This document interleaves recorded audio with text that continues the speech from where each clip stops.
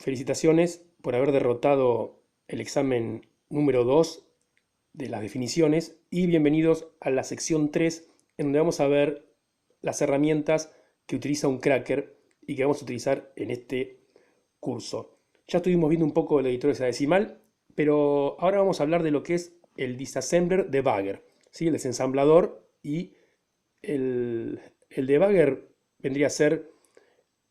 Debugger es una persona anti-bug, ¿sí? Y un bug, que es así como se escribe, ¿no?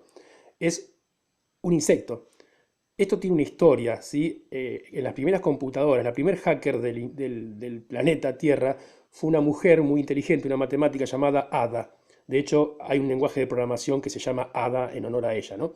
Esta mujer era muy inteligente y, bueno, en la época en que las computadoras eran muy antiguas, que utilizaban válvulas de vacíos, podían tener, por ejemplo, el ENIAC tenía una estructura que tenía como 20 metros en forma de U. Entonces las personas iban con unos carritos, con unos changos tipo supermercado, con válvulas, iban cambiando constantemente válvulas de lugar, porque la máquina era muy grande, muy compleja y se hacía shutting down, se caía constantemente, o bien porque se rompió una válvula, o bien porque la válvula de vacío desprendía un fulgor color anaranjado y un zumbido muy característico que les encantaba a los roedores de todos tipos. Entonces, generalmente, cuando no eran las válvulas que fallaban o los zócalos, se conectaban en unos zócalos que se ponían resistivos por humedad o por lo que fuese, las ratas se comían los cables. Y si no, había unos insectos que se colocaban en los zócalos y en los relay y producían problemas. Entonces, hay una historia que una de los primeros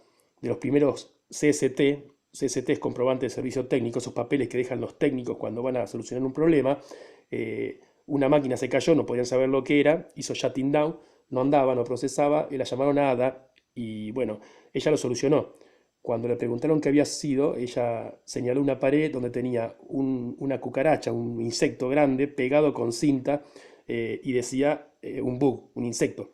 Y ahí quedó el término. Así que un bug es un error en el software. Entonces un debugger, que vendría a ser un exterminador de bichos, de bug, en realidad se utiliza para eso. Es un programa que me permite correr paso a paso la ejecución de otro programa que yo quiero auditar y de esa forma, si hay algún error, como lo puedo ir corriendo paso a paso, ir viendo todo el estado de las variables, puedo encontrar el bug, el error. Por eso se llama debugger, ¿no? Y el desensamblador es lo que nos permite agarrar el código .exe, es decir, el código compilado, ese archivo que si uno le hace doble clic se ejecuta la aplicación, pero en un lenguaje que es lenguaje máquina, es decir, ya lo vimos, se ve como una secuencia de unos y ceros, estaba representado en hexadecimal, ¿no? En el editor hexadecimal, pero la máquina lo procesa como una secuencia de unos y ceros y ella sabe lo que tiene que hacer, pero para un ser humano eso es ininteligible, es decir, uno leyendo eso no puede sacar ninguna lógica de cómo está programado. Lo último o lo único que podemos sacar, como vimos, son los strings, las cadenas. ¿Sí? El texto se alcanza a leer, como eso que decía, este programa no corre bajo en el modo de OS. Pero no podemos sacar exactamente las sentencias de programación, la receta de cómo está hecho el software, que es en definitiva lo que nos va a dar la lógica para poder tratar de derrotar la protección. ¿Ok? Entonces, bueno, lo que hace el desensamblador es justamente eso, agarrar un archivo compilado, es decir, un archivo en código máquina, un archivo .exe en Windows. En sistemas de GNU con Linux se le dice binario, porque no necesariamente tiene que tener .exe. De hecho, no tiene .exe, ¿ok? Puede ser un archivo que se llame hola y ser un ejecutable, ¿ok? El Windows no, porque se guía por la extensión. Y bueno, como dije, me lo transforma en una serie en el programa. Hay varias formas de programar, algunas más a bajo nivel, es decir, más cerca de la máquina, del procesador, y otras un poco más de alto nivel. Los lenguajes de alto nivel son más fáciles, ¿sí? Un lenguaje como el Visual Basic, un lenguaje como el Python, como el Perl, son lenguajes de alto nivel, es decir, uno escribe el programa casi como si le hablara a otra persona en inglés. En cambio, hay forma de programar lenguajes que son los que están más cerca de la máquina. El lenguaje más cerca de la máquina que existe es el código máquina. El código máquina es inentendible para un ser humano porque habría que acordarse qué hace cada numerito en hexadecimal que uno lee. Lo que le sigue, es decir, el lenguaje de más bajo nivel que puede entender un ser humano sin volverse loco, es el lenguaje ensamblador. El lenguaje ensamblador es justamente lo que nos va a dar el desensamblador cuando se lo apliquemos a un .exe. Lo va a desmenuzar, va a hacer ingeniería inversa y va a entregar el lenguaje en ensamblador. El ensamblador es un lenguaje muy poderoso, si bien es bastante complicado de programar, por eso hoy en día se hace con lenguaje de alto nivel, pero lo bueno de programar en ensamblador es que el código queda muy pequeño, muy bien optimizado, ¿sí? Y muy rápido. Hoy en día con el poder de procesamiento de las máquinas no se necesita programar en bajo nivel a menos que sea un programa que haga control de un robot, de una válvula, de algo que tenga hardware y que necesite una temporización exacta. En ese caso sí, pero si no, no es necesario. Abajo dice el código ejecutable en el Windows es el .exe, ¿no?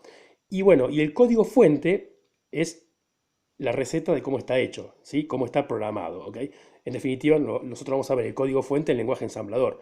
Sí, puede ser que originalmente el programador haya hecho el código fuente en un lenguaje de alto nivel, pero el desensamblador me lo va a transformar a ensamblador, que es más complejo, ¿ok?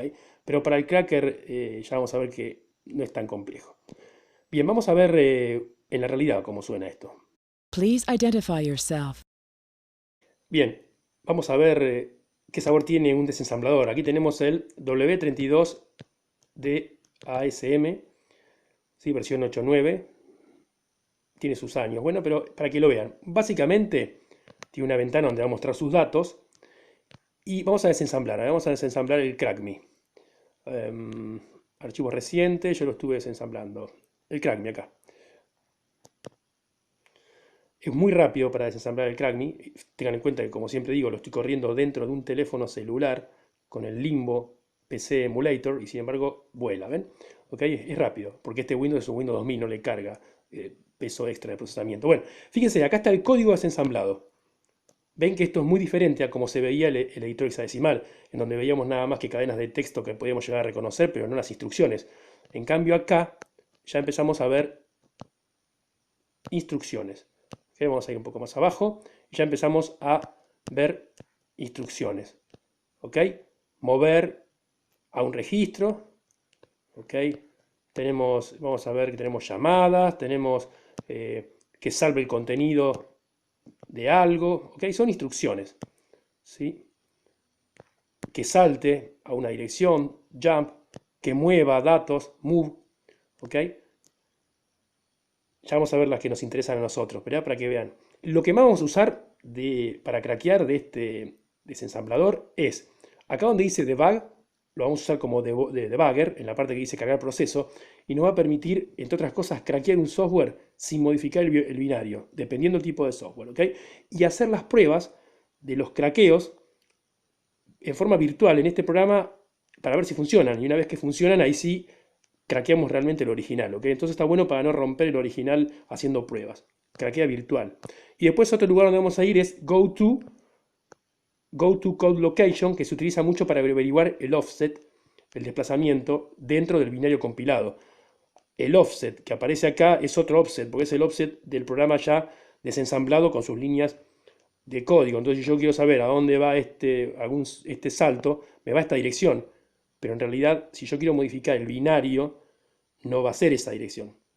Va a ser el offset dentro del binario compilado, no de esto que está todo desmenuzado en el código. Entonces tenemos que ir acá. ¿Sí? No los voy a marear mucho. Pero bueno, vamos con la próxima clase donde vamos a ver el que ya vimos, así que mucho más no hay que decir, que es el editor hexadecimal.